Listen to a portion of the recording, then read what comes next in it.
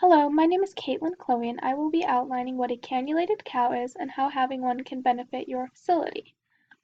The rumen of the cow is the first quadrant of its stomach.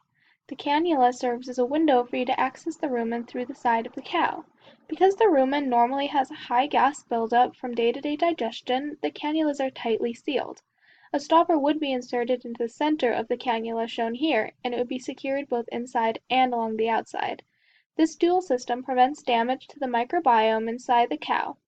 The cannula itself is made from a durable plastic to avoid injury or leakage. This image shows what the cannula would look like on a cow after healing. It allows enough space to access the rumen, but does not pose a health hazard to the cow.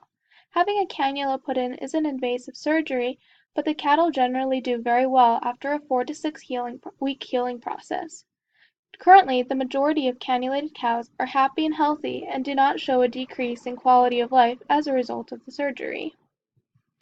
There are a couple major reasons to keep a cannulated cow on your facility. A cannulated cow opens up opportunities in research.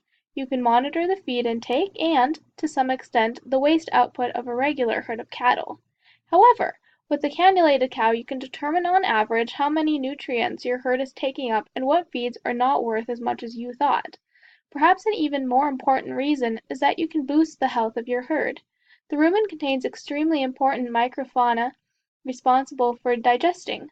Losing these microbes can severely sicken your cattle or even kill them. Some common metabolic diseases responsible for this are ketosis and acidosis. Transferring some rumen fluid from the healthy cannulated cow to the diseased cow can boost its microbes and bring it back to health. In conclusion, having a cannulated cow on your farm can benefit your herd. Using this access point to a cow's rumen can have great implications in research and health on your whole facility. Thank you so much for listening.